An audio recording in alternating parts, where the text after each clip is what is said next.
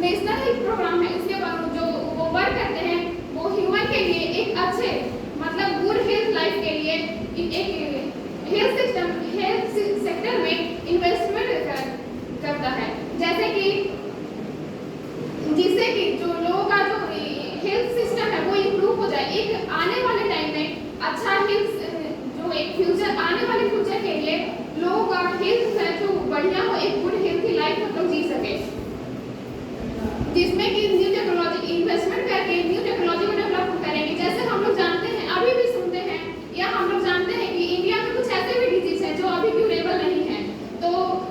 India में नहीं तो फिर फॉरेन में वो ऐसा ट्रीटमेंट चलता है, तो वहाँ से एक पार्टनरशिप के थ्रू हम न्यू टेक्नोलॉजी को अपने आप डेवलप करेंगे और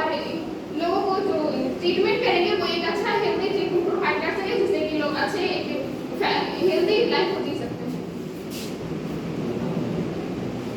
इसके बाद हम देखेंगे नेशनल हेल्थ पॉलिसी के थ्रू कुछ ऑब्जेक्टिव दिए गए हैं, जिसमें कि ऑब्जेक्टिव के थ्रू कुछ गोल्स रखे गए हैं जिसे कि नेशनल हेल्थ पॉलिसी के थ्रू अचीव करना है। तो पहला ऐसा गोल है जिसमें कि जो प्राइमरी हेल्थ एजुकेशन होता है वो यूनिवर्सल सभी लोगों तक, मतलब कि जो प्राइमरी हेल्थ एजुकेशन कहने का मतलब जैसे कि कुछ गवर्नमेंट के द्वारा कुछ प्रोग्राम चलाए जाते हैं या प्लान आते हैं या कुछ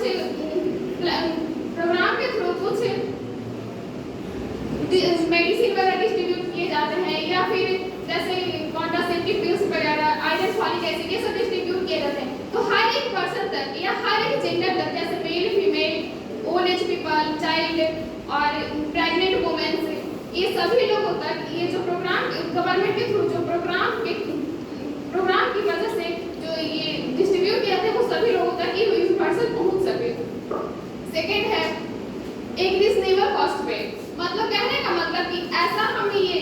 कॉस्ट रखें जिससे कि सारे लोग अफोर्ड कर सके, मतलब अमीर हो या गरीब हो सभी लोग को अपना हेल्थ को इम्प्रूव कर सके और एक अच्छे से अपना हेल्थ रख सके। तो एक रीजनेबल कॉस्ट पे अच्छा से अच्छा हम एक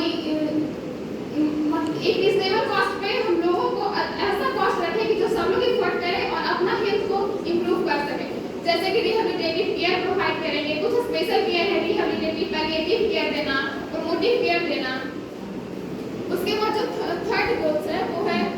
बेटर ट्रीटमेंट, मतलब कि कम खर्च में कर सकते हैं कि कम खर्च करके न्यू टेक्नोलॉजी को इम्प्रूव करना और एक अच्छे से अच्छा मतलब बेटर ट्रीटमेंट,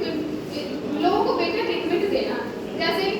कम खर्च में अगर अच्छा टेक्नोलॉजी इम्प्रूव होगा तो लोगों को हम बेटर ट्रीटमेंट दे सके और वो जो कॉस्ट लोग सारे लोग कॉस्ट को अफोर्ड कर सके। कुछ ऐसे भी डिजीज हैं जो कि अभी इंडिया में क्यूरेबल नहीं है, जिसकी वजह से premature mortality rate increase हो रहा है, जैसे कि cancer, chronic respiratory disease, cardiovascular disease, diabetes, जिसकी वजह से लाइफ थ्रेटनिंग कंडीशन होते हैं और वो लोग अभी 25% वो जो इनका जो रेट है वो इंक्रीज हो रहा है। तो 2025 तक मतलब कहने का मतलब है कि 2025 तक आने वाले टाइम में जो क्रोनिक डिजीज है जिसकी वजह से premature mortality rate increase हो रहा है उसको हम 25% कम करें। उसके बाद जो मेन ओवरऑल कह सकते हैं जो नेशनल हेल्थ पॉलिसी का जो ऑब्जेक्टिव था, जिसे कि ऑब्जेक्टिव के थ्रू जो गोल्स अचीव करना है वो है कि अगर ओवरऑल हेल्थ स्टेटस को इम्प्रूव करना, रिहेबिलिटेटिव केयर प्रोवाइड करना, पैलिएटिव केयर देना, प्रोमोटिव केयर देना, जिससे कि डिजीज से लोग सफर ना हो और एक हेल्दी लाइफ लोग जी सके और हेल्थ एक सभी लोगों को जो प्राइमरी हेल्थ एजुकेशन होता है वो सभी लोगों को प्रोवाइड किया जाए और फैमिली प्लानिंग में प्लानिंग के लिए लोगों को अवेयर करें। Need for national health policy. National health policy क्या जरूरत है इंडिया में? पॉपुलेशन एस्टिमेशन, मतलब कि जैसे अभी के टाइम में प्रेजेंट टाइम में हम देख रहे हैं कि जिस रेट से पॉपुलेशन इंक्रीज हो रहा है तो हमारे पृथ्वी पे जो ह्यूमन रिसोर्स के लिए जो संसाधन अवेलेबल है वो एक लिमिट में है और इसी रेट से अगर पॉपुलेशन इंक्रीज होते रहेगा तो सभी को वो रिसोर्सेज प्रोवाइड ना हो पाएगा। तो इसकी वजह से कुछ मेथड्स या लोगों को अवेयर करके हेल्थ एजुकेशन देके, प्राइमरी हेल्थ एजुकेशन देकर लोगों को अवेयर करेंगे, एजुकेट करेंगे ताकि जो एक पॉपुलेशन है वो एक लिमिट में रहे और आगे आने वाले टाइम में सभी लोगों को जो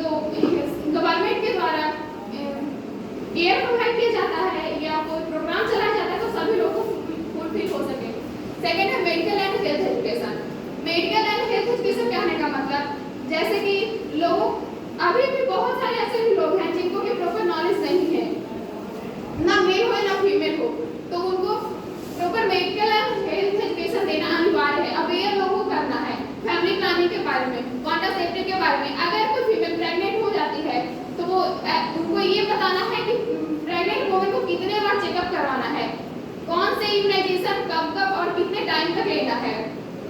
बेबी बर्थ के बाद वो उनको बेबी को कौन कौन से इम्यूनाइजेशन दिलवाना है, कितने टाइम तक दिलवाना है, मदर्स को कौन कौन से डाइट लेना है, जिसकी वजह से जो हेल्थ स्टेटस हो वो इम्प्रूव हो। अगर किसी पेरेंट्स को फैमिली प्लानिंग कर रहे हैं तो उनको 2 बेबी रखना है और 3 बेबी रखना है, तो फर्स्ट बेबी और सेकेंड बेबी के बीच में इतने टाइम का गैप होना चाहिए जिससे कि मदर्स का भी स्टेटस हेल्थ स्टेटस अच्छा हो, मदर्स के भी हेल्थ इशू ना हो और जो एजुकेशन है वो प्रॉपर मिल सके। थर्ड है प्रोवाइडिंग प्राइमरी हेल्थ केयर, मतलब जो प्राइमरी हेल्थ केयर है वो सभी लोग को यूनिवर्सल दे सके। जैसे गवर्नमेंट के थ्रू कोई प्रोग्राम चला जाता है या प्लान आता है तो उसमें बहुत सारे ऐसे भी होते हैं कि कुछ प्रोग्राम बहुत लोग जानते भी नहीं हैं या नहीं अचीव करना चाहते हैं। बहुत सारे अभी भी लोग हैं जो गवर्नमेंट हॉस्पिटल में ट्रीटमेंट करवाने नहीं चाहते हैं, तो वो सारे लोगों को ऐसा ही अचीव करना है। मतलब कि हम जाएंगे दिखाने तभी तो फिर वो जो प्रोग्राम रहेगा या फिर ट्रीटमेंट न्यू टेक्नोलॉजी को डेवलप करेंगे। तो सभी लोगों को जो प्राइमरी हेल्थ केयर सबको अचीव करना है और लोगों को प्राइमरी हेल्थ केयर प्रोवाइड करना है। प्रोमोटिव क्यूरेटिव रिहेबिलिटेटिव केयर पे ध्यान देना है, लोगों को बताना है, अवेयर करना है। रीओरिएंटेशन मतलब कि जैसे गवर्नमेंट के थ्रू अगर हेल्थ सेक्टर में कुछ नया चीजें आती हैं, कोई नया टेक्नोलॉजी आता है या नया न्यू प्रोसीजर होता है, तो पहले तो हेल्थ जो वर्कर होते हैं या हेल्थ स्टाफ होते हैं उनको खुद ओरिएंट होना है, उनको प्रॉपर नॉलेज उसके बारे में हो, तभी तो वो लोगों को दूसरे लोगों को बताएंगे और लोगों को भी अवेयर करना है। उसके बाद हम लोग देखेंगे मिलेनियम डेवलपमेंट। मिलेनियम डेवलपमेंट कहने का मतलब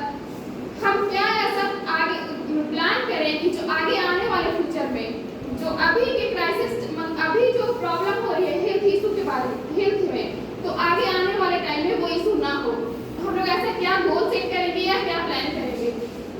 eradicate extreme poverty and hunger मतलब कि गरीबी और भूखमरी को दूर करना है। ऑब्वियसली बात है लोग एजुकेटेड हो जाएंगे तो जो अभी पॉपुलेशन इंक्रीज हो रहा है जिसकी वजह से गरीबी है या भूखमरी है, तो एक लिमिट में पॉपुलेशन रहेगा, लोग एजुकेटेड रहेंगे तो पॉवर्टी भी दूर होगा और गरीबी भी दूर होगा।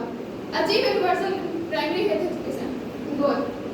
तो प्राइमरी हेल्थ एजुकेशन को सबको अचीव करना है।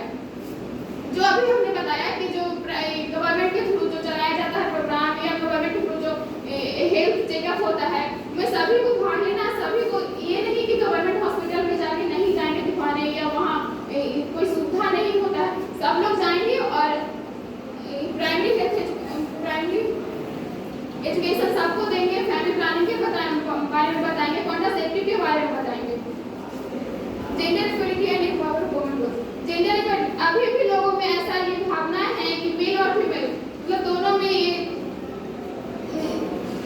मेल और फीमेल, जैसे मेल को लोग हायर एजुकेशन देना चाहते हैं बट फीमेल को नहीं देते हैं। ऐसा क्यों जिसकी वजह से तो ही जो वुमेन है वो अभी पीछे रह रही है। तो ऐसा भी नहीं है, मेल और फीमेल दोनों को हायर एजुकेशन देना है, दोनों को एजुकेटेड करना है और एम्पावर वुमेन मतलब कि वुमेन को अपने अधिकार के बारे में, राइट्स के बारे में जानना होगा, तभी तो अपने अगर राइट्स के बारे में जानेंगी तो भी अपने अधिकार के बारे में आवाज उठाएंगी। फोर्थ है चाइल्ड मोर्टेलिटी गोल। अभी के प्रेजेंट टाइम में हम लोग देख रहे हैं 1000 लाइव बर्थ पे 23 चाइल्ड मोर्टेलिटी रेट है, जिसको कि आगे आने वाले टाइम में हम ऐसा क्या करें कि जो चाइल्ड मोर्टेलिटी रेट वो डिक्रीज हो। तो जो अगर कोई पेरेंट्स 2 बेबी रखना चाहते हैं तो फर्स्ट और सेकेंड के बीच में कितने दिन का गैप हो, ताकि जो मदर्स का भी हेल्थ इशू ना हो और जो बेबी का एक लिमिट टाइम तक जो केयर मिले वो मिल सके। अगर बेबी जो एज रहेगा वो कम रहेगा तो फिर बेबी का जो केयर मिलना चाहिए वो नहीं मिल पाएगा। मैटरनल हेल्थ इंप्रूव करना है, मतलब कि वुमेन्स को ये जानना होगा कि हम अगर प्रेग्नेंट है वो कितने बार चेकअप करवाएं, कितने बार इम्यूनाइजेशन करवाएं, कौन से इम्यूनाइजेशन करवाएं। अगर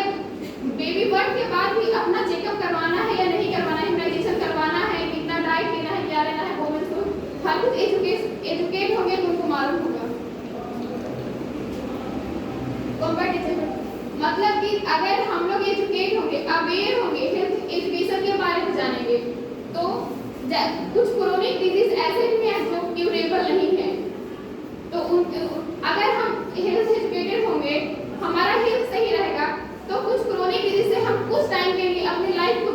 अच्छे से जी सकते हैं या कुछ डिजीज से फाइट कर सकते हैं, जैसे HIV, एड्स, मलेरिया, टीबी, ये सब ऐसे डिजीज हैं जिससे कि लोगों को जान जाती है। तो फिर उसमें अगर हमारा इम्यून सिस्टम अच्छा रहेगा, हम अपने हेल्थ के बारे में जानेंगे, तो कुछ टाइम के लिए हम क्रोनिक डिजीज से फाइट कर सकते हैं। कहने का मतलब है कि अभी कुछ टाइम पहले पेंडेमिक आई थी, तो हम ऐसे भी हमें प्लान करना है कि आने वाले टाइम में इकोनॉमिकल स्टेटस को भी इम्प्रूव करना है। तो लोग पॉपुलेशन रेट कम होगा, लोग एजुकेटेड होंगे, तो कुछ तो होगा कि जो आगे आने वाले टाइम के इकोनॉमिकल स्टेटस भी इम्प्रूव होगा। कि कुछ टाइम में अगर पेंडेमिक आता तो हमारे हेल्थ पे कोई इशू ना पड़े या हमारे हेल्थ को इफेक्ट ना हो। पार्टनरशिप फॉर डेवलपमेंट, जैसे अभी हमने बताया कि हमारे इंडिया में अभी भी कुछ ऐसे हैं डिजीज का क्यूरेबल ट्रीटमेंट नहीं हो पाता है, तो पार्टनरशिप करना है। अगर बाहर में कुछ किसी डिजीज का वहाँ पे ट्रीटमेंट है, तो वहाँ से हम टेक्नोलॉजी को इम्प्रूव करके हम अपने इंडिया में लाए और एक हेल्थ मतलब कि एक अच्छा ट्रीटमेंट प्रोवाइड कर सकते हैं। Thank you. और इसके आगे बिब्लियोग्राफी है, अगर किसी को पढ़ना हो या देखना हो तो देख लीजिएगा, कहीं से लिया गया है। नेक्स्ट खत्म कीजिए।